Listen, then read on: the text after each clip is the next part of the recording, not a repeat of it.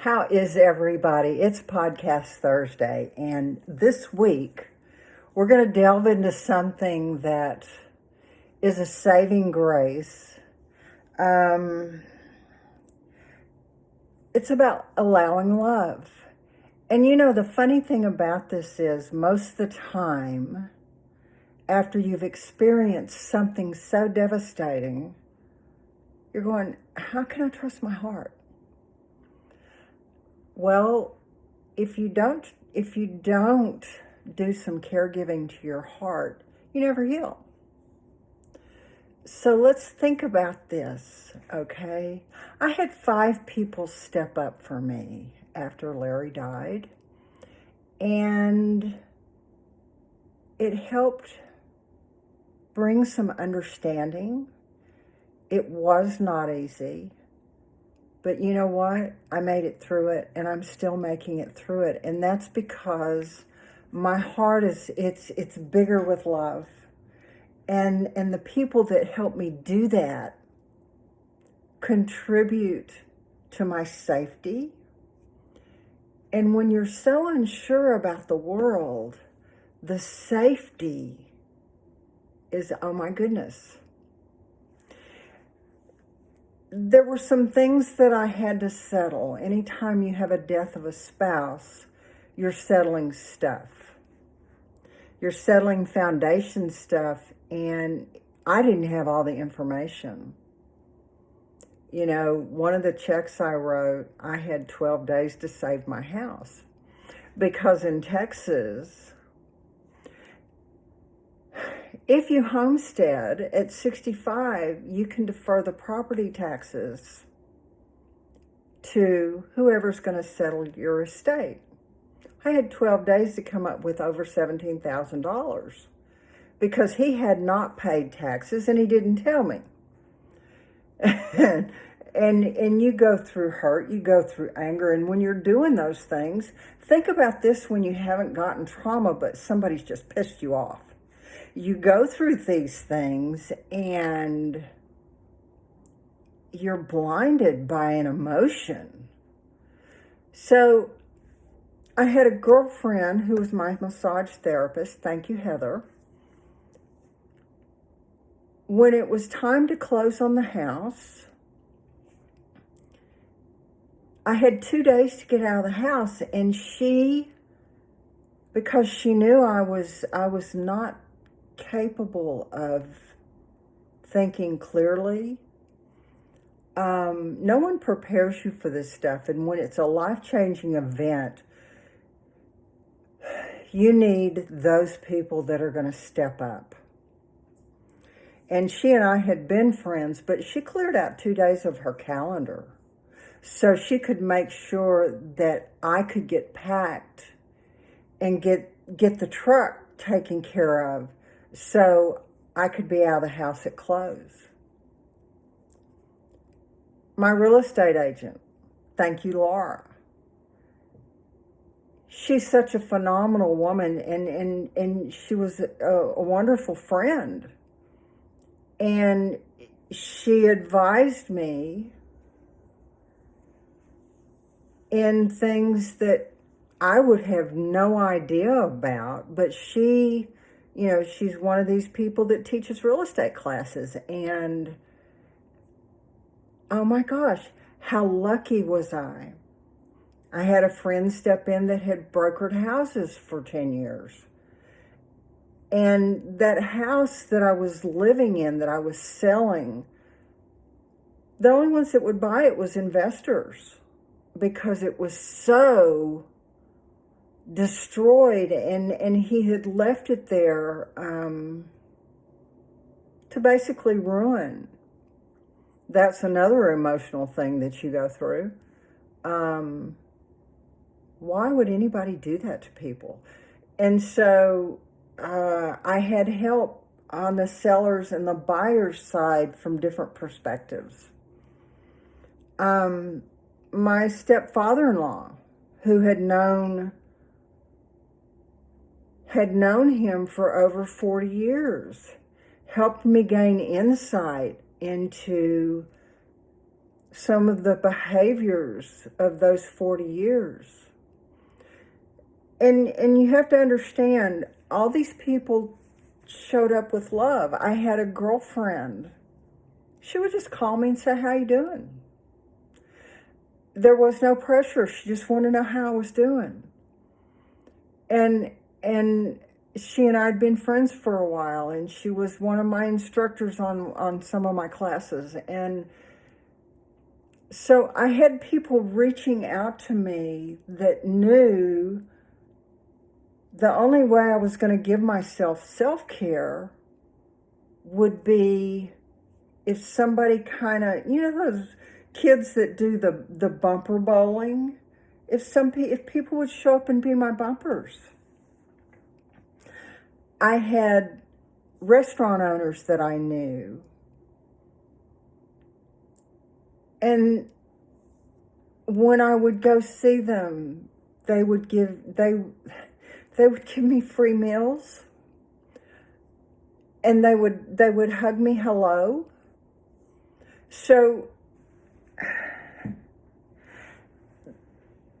allowing love in your life also helps you get back into the steps you're going to take to finally wake up and start trusting yourself that you can make good decisions. And as this has come along, I have left the town where I was. I needed to have a different start. I needed to have some different guidance on a business. I had to have a different, I have to have a different environment and a different perspective so I could be away from something that didn't support me into something that I could turn into, oh my gosh, my next steps. And you meet a lot of people, and if you open your heart up to the goodness in life, and you release the judgments and you release the angst, but you start expecting yourself little by little. And I'm going to tell you, after 17 or 18 months, I finally feel like I'm past some of this stuff. And I won't say that there's things that don't crop up, because there are.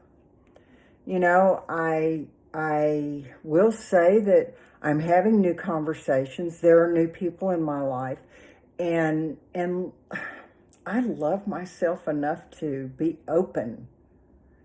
Do you think that you could be open to living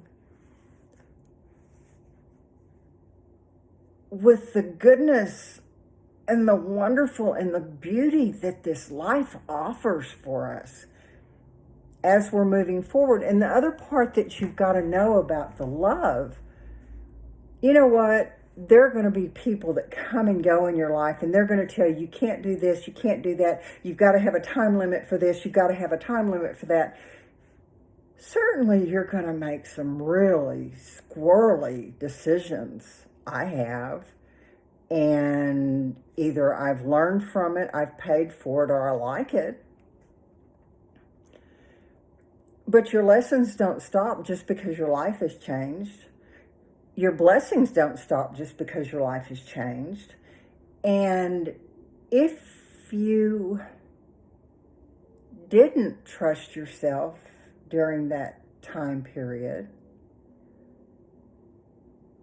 I'm going to say it like this: you better learn to trust yourself when you're coming out of this, because this is all you got. And by the grace of God, I've been so blessed.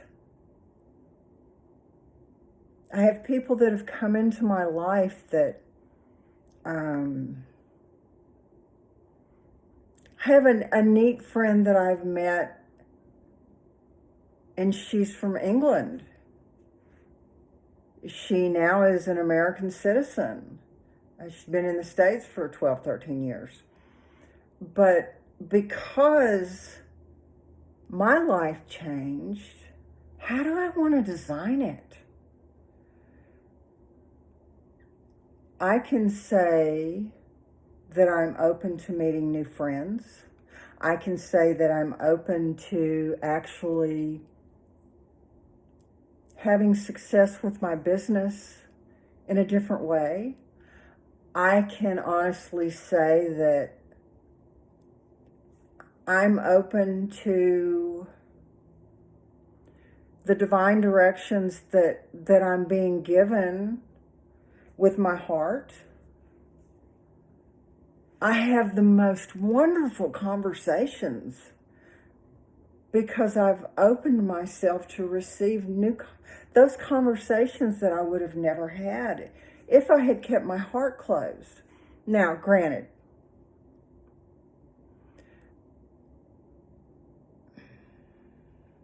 one thing I experienced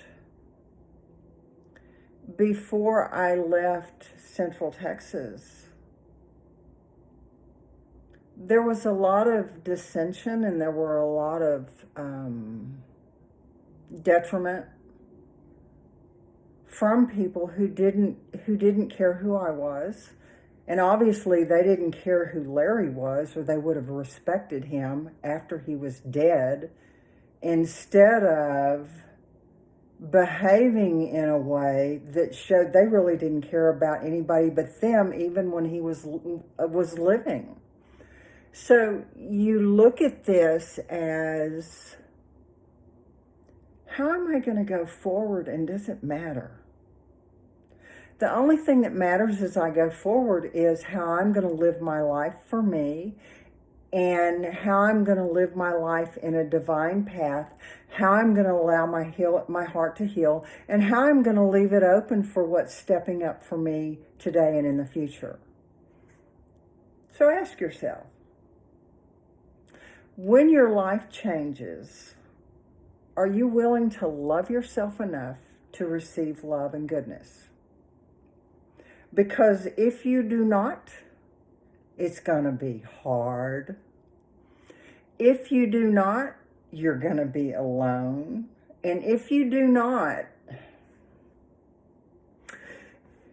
you're going to live with a predisposition and a judgment that you build that wall, and only you can demolish those bricks. Only you can fill the moat, and only you can invite the people in. I've had some of the most delicious conversations because I love myself enough to care about me. And I receive the love of other human beings that are there to support me, and that they actually have an honesty about them. I love myself enough to trust my gut instinct. I love myself enough to say yes to what's next. So I hope that you all will give yourself the benefit of love. It's an amazing world we live in, and the love is absolutely free. And remember, you have the responsibility to be accountable to say no. No is actually one of our best friends. It's one of the friends that says, I care about you enough to stop.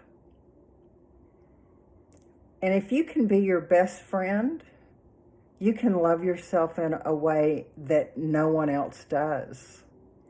So I hope that you allow the love, and I hope that the love allows you. So I'll see you next time.